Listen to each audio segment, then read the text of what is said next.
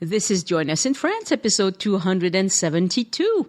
Bonjour, I'm Annie Sargent, and on a typical episode of Join Us in France, I talk with someone who's visited places in France, and we talk about the experience. About once a month, I chat with my friend Elise, who is a licensed tour guide in France, and she loves to talk about history and art and things like that, and so do I. And some of the episodes, like this one, is just me trying to demystify something about France or answer a question that comes up on the Facebook group. That's the Join Us in France closed group on Facebook. So that's what I'm going to do today, is answer the question that someone asked, where would you settle in France for a month? The lady wrote, my husband and I are planning on a month in September in France to live like locals. We can both stay connected to work via computer and plan to have our mornings and afternoons free to roam in the town or area. We like markets, museums, gardens, and cafe life. We won't have a car. I'd love any suggestions. Thank you. All right. Sounds like a nice plan, doesn't it? There are a lot of things to consider, so let's talk about it. As always, show notes for this episode are on joinusinfrance.com/ and the number 272. And if you're planning a trip to France, the site is full of great resources. You should check it out.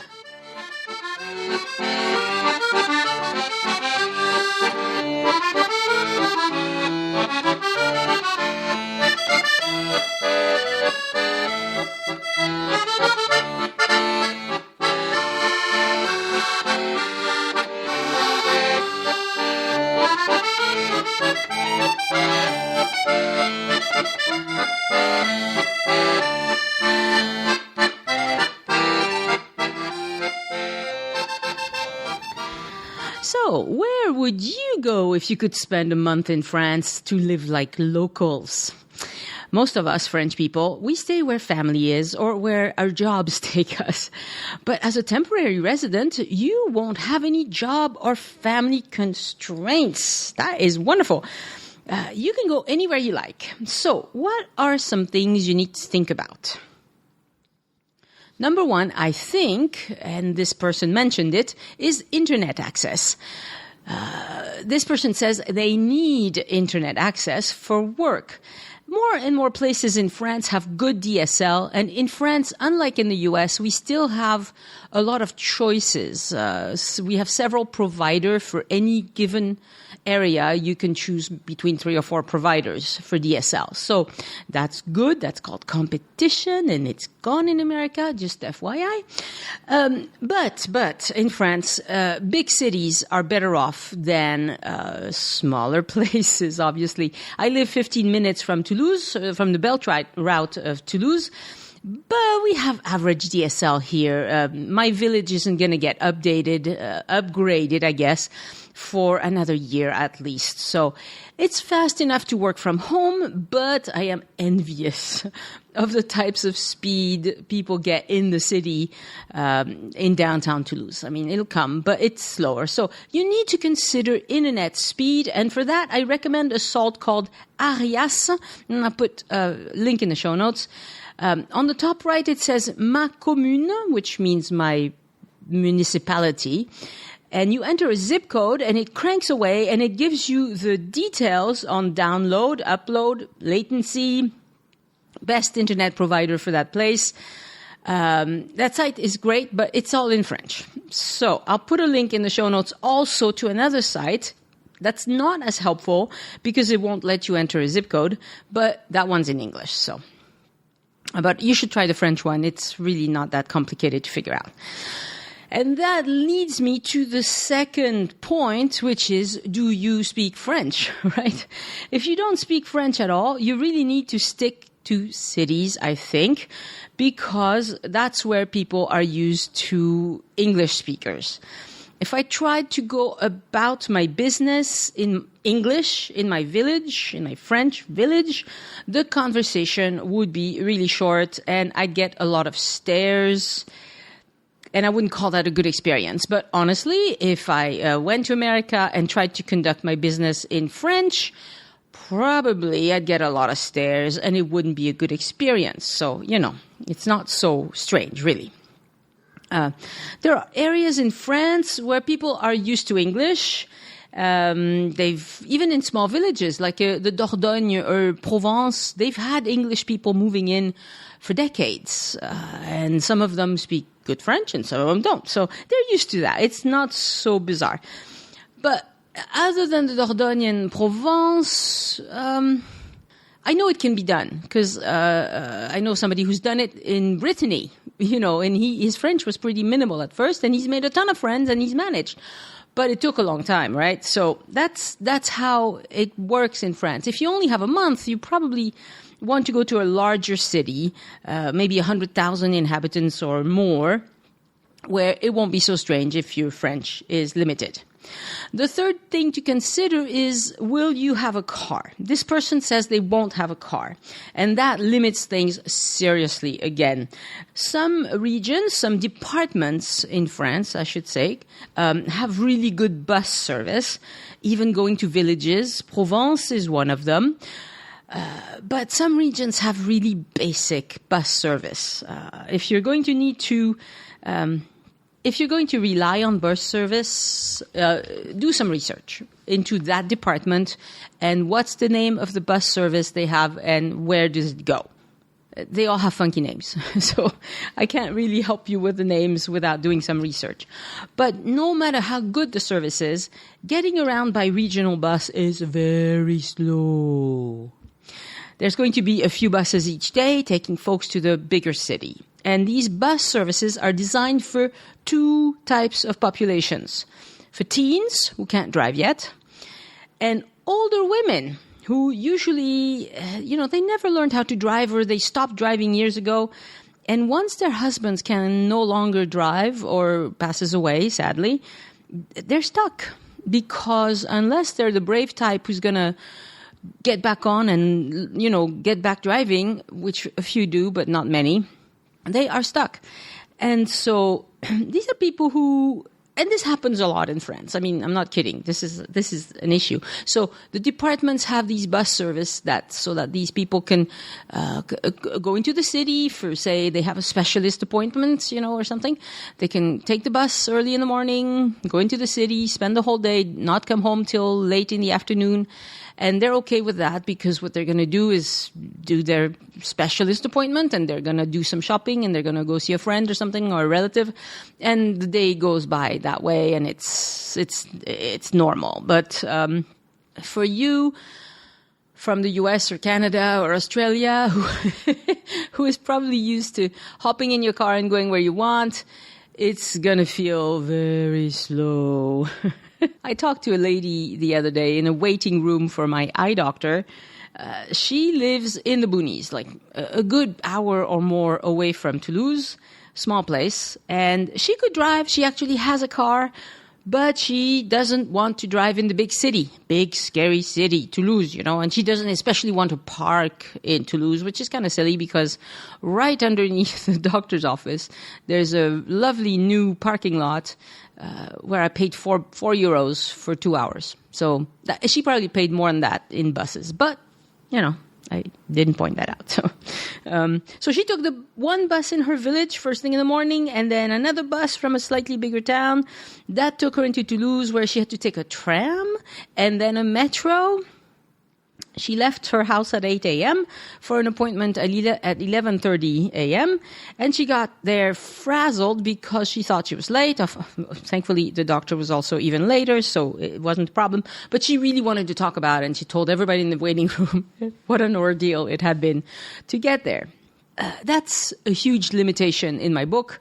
If you choose a village, just know that this is going to be a problem. But on the other hand, if you're going to choose a city that's a big city, over 100,000, then it's probably smart not to have a car because parking is always a problem. But back to the original poster. She doesn't want a car. I would make sure that there's somewhere she can rent a car for a day or 2 or 3 or whatever. You never know what you'll find out about. If you can rent a car for the day, you'll be able to do it without too much trouble.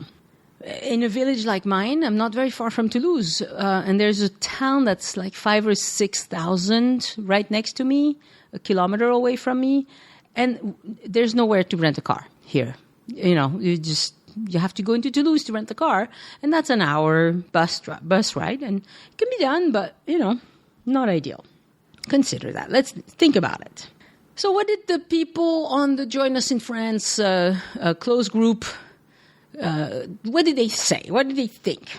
Many of the people who spoke up actually spent a month or more in France, which is great experience, Several people mentioned the Loire Valley, so that's Angers or Tours, even without a car, which kind of surprised me. Others mentioned Provence, Nice or Aix, for example, also without a car. Lyon, Bordeaux, Toulouse, obviously. Toulouse is wonderful. That's where I live. Dordogne is another good choice. Montpellier is great. Perpignan. Even Vannes in Brittany came up. There weren't too many votes for Paris, which kind of surprised me. But most people who answered didn't say whether they had a car or not, which kind of defeats the purpose, because that's a big difference. It changes everything. So, what are my recommendations? I think you need to think about how much you want to do in a day. I think if you just, outside of normal activities like shopping, cleaning, cooking, stuff you do. I mean, these people obviously have to work some too. But outside of that, how much do you want to do? If you want more than you could possibly do in a month, or even in a year, probably, then I recommend Paris. You could live there for years and go out to a different venue every day and still not see it all. So, and by venue, I mean somewhere where you have to buy a ticket to get in. So maybe it's a theater, a concert, a museum, a festival, an event of some sort. If you choose a city like Toulouse or Bordeaux or Lyon or whatever, the number of venues is going to be smaller than in Paris, obviously, because it just depends on the size of the city. You'll probably have enough to do 2 or 3 outings a week for a month, and maybe you won't get to everything, but you'll get to most things, okay? Well, maybe Lyon is different, because Lyon is much, much bigger than Toulouse. So that's something you need to consider, is how much do I want to do outside of just everyday regular activities? Again, I'm going to talk about my village because that's what I know. In my village, we have a few events in a year. So we have a band concert. We have a band and majorettes. And so they do a concert maybe 2-3 times a year. There's a village meal, kind of communal meal, on the place du village, maybe 2-3 times a year. That's about it. You blink, you miss it. So there's also a pétanque. People play pétanque, les boules, whenever the weather is good. And the other day I was walking by and I was surprised there were more women than men playing. So that's the first time I've noticed that. So that's cool. There's a fitness class in my village and my husband goes and he says it's really hard. I won't even try it. I'm a wimp. There's also like a board game activity some afternoons. That's like for the older people, and they all seem to come and enjoy that. And there's an English class in my village because everybody speaks French. So what they want to learn is English. But if you want French class, which is what most of you might be interested in, then you need to go to a bigger city because villages are not going to be offering French classes. Everybody already speaks French. So, but if what you want to do, like this poster seems to be implying, is go to a park, go to a cafe, take a long walk, watch the world go by, maybe take a bus into the city every few days. You can have that pretty much anywhere in France. I mean, you have to do your due diligence about the buses. You have to make sure. But most places will have something for you to get around. Now, something that you need to consider is that France is slow-paced compared to anywhere in the US. Nothing happens quickly in France. Just keep in mind that if you want to live more like a local, keep in mind that businesses are not open 24/7. Nothing is open 24/7. If something breaks and you need it fixed, it might take a while, just to make an appointment. Sometimes they make you wait for 10 days just before you get to talk to them for the first time you talk, especially things like, you had a little bumper, what do you call that? When you have a small accident and it's just like your bumper got crunched or something. Most places, just to go talk to a repair shop, they'll put you off. You call and they put you off a few days, and then you go, and then they give you a bid, and then you make another appointment to come get the work done. It can take weeks. So, it takes a while. You will not find the same staples in a grocery store in France that you do in America. And you won't be able to find it. Like, I've known people who've driven themselves crazy looking for, I don't know, something specific. If you need something specific, bring it, because it's going to be very different. If you want faster pace, you need to go to Paris. But even that will feel slower than your normal pace of life in the US, because your calendar won't be full. All of a sudden, you're somewhere you don't know anybody. So you'll need to find stuff to stay busy. It's just stuff to think about. And you won't shop as much, because unless you're in Paris or in a big city, shopping in France is not that exciting. The stores are like, you've seen them all. I mean, honestly, a mall in France compared to the kind of stimulation you get at a mall in America, you're going to find it like, oh, this is boring. That's my I mean, I go back and forth between France and America, and this is my experience anyway. There are French people here that they've had the same TV for 20 years and they won't change it until it breaks. And why? Well, because why would they change it? It's not broken.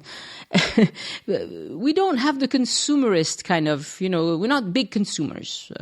It's not that we can't pay for it. Most people could buy a new TV every year because, it's the new shiny thing that they see at Costco. Well, first of all, we only have one Costco in Paris. And it's just not, we're not that tempted. We don't shop like that. So you'll have to find your interest in other things, cultural events, great meals, cooking, lovely walks, old city centers, spending time with friends and family. But again, if you're just here for a month, you probably don't have friends and family here. Yeah, reading books, be prepared for a big be prepared for a big change of pace in your daily life. Now, what are some places that I wish I could spend some time in? There's lots of areas in France where I would like to someday explore in a leisurely way. I go to Paris already enough, I think, but that one is a given. Paris is amazing. And visiting Paris when you have the time to explore is much better than the experience of, I only have 5 days and I got to run. So, and Paris is too busy and noisy for my taste. I really don't think I would enjoy living there full time.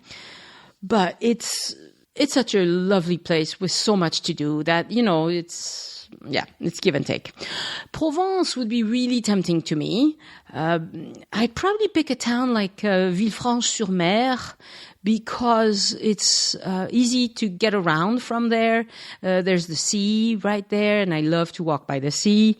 They have the good public transportation system, and you can rent a car if you need to for a day or two.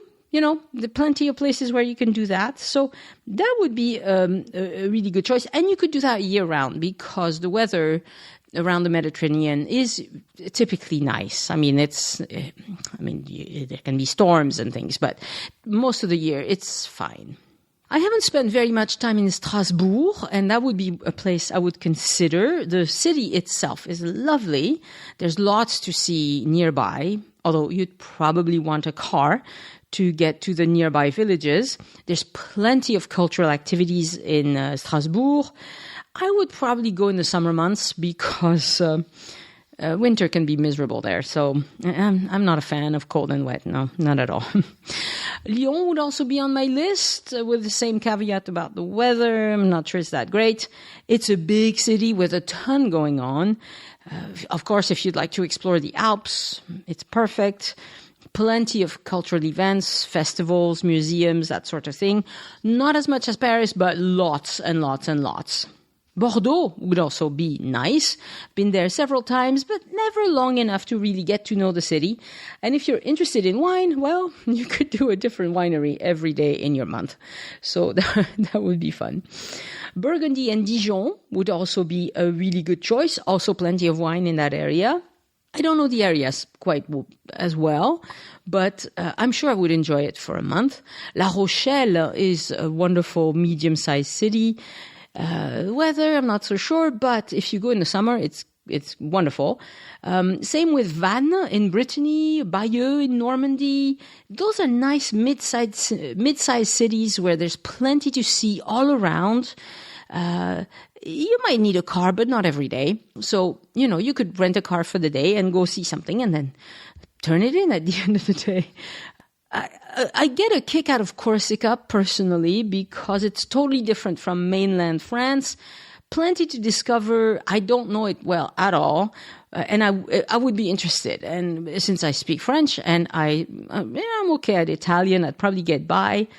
But that's kind of a hiking and birding and discovering kind of place. There's probably some cultural events, but it's probably not the big big thing there, and I'm pretty sure you'd need a car there. I'm not sure, but I would think so. I haven't mentioned the Dordogne yet, but of course that's a place I get to frequently. I take people to the Dordogne frequently. It's easy to get to from Toulouse. It's really, really nice. I would definitely want a car in the Dordogne because there are a lot of chateaux and prehistorical sites that you need to get to. That would be difficult without a car. But lovely, lovely place, the Dordogne.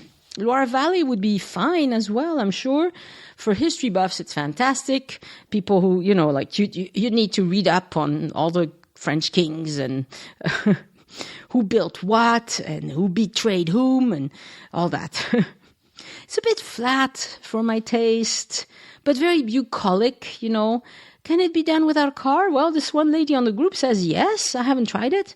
But I would keep open the option to rent a car for a day if needed. Then much closer to Spain, you have Perpignan and Bayonne, obviously. Great places, great places to explore. Very strong cultural character in those towns.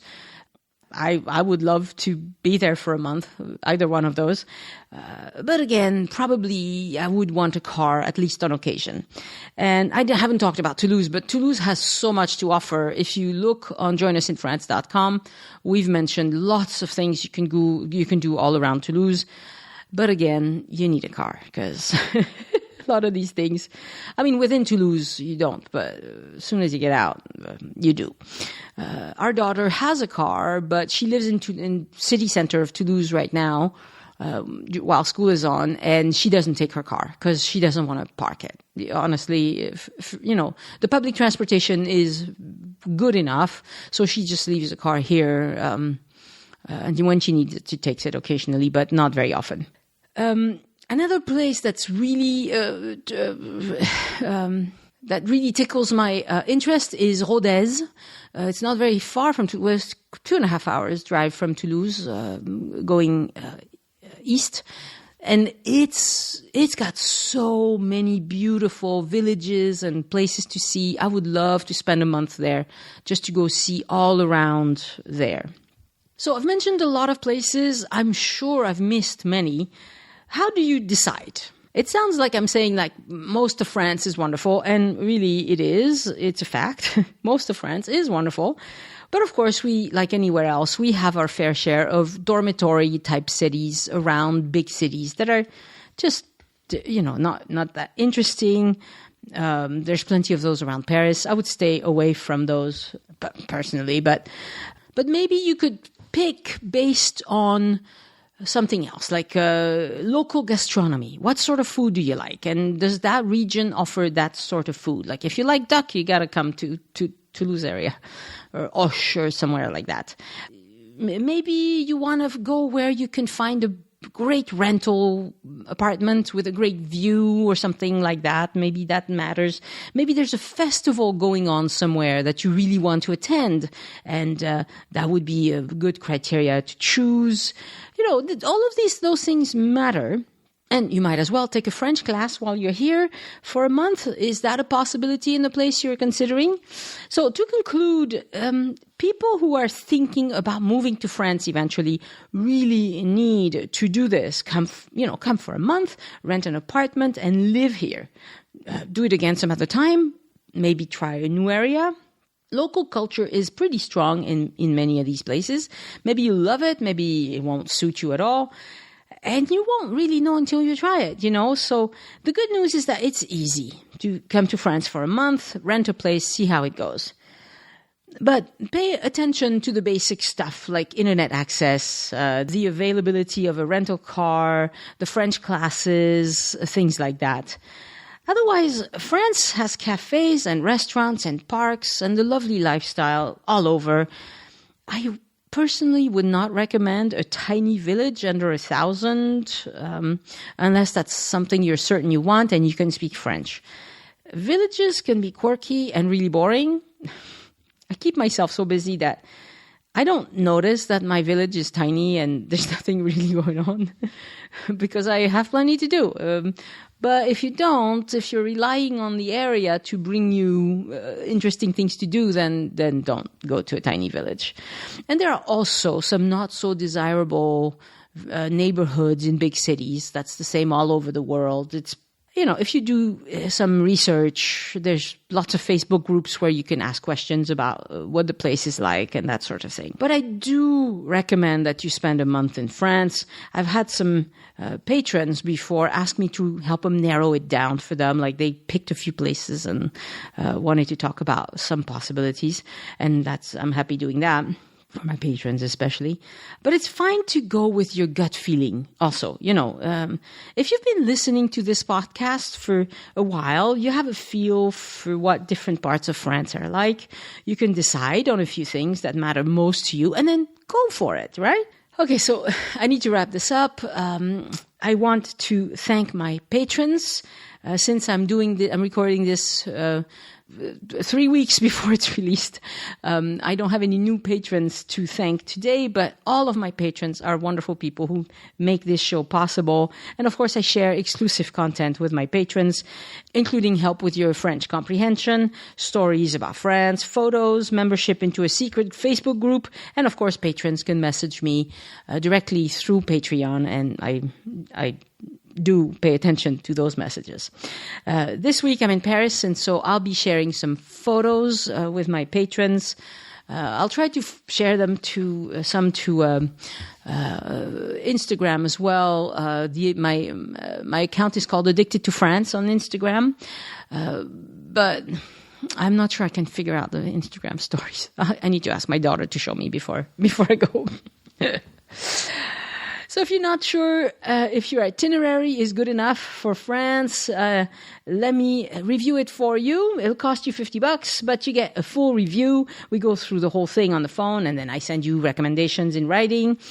Email Annie@joinusinfrance.com to set that up, and make sure to write itinerary review in the subject line.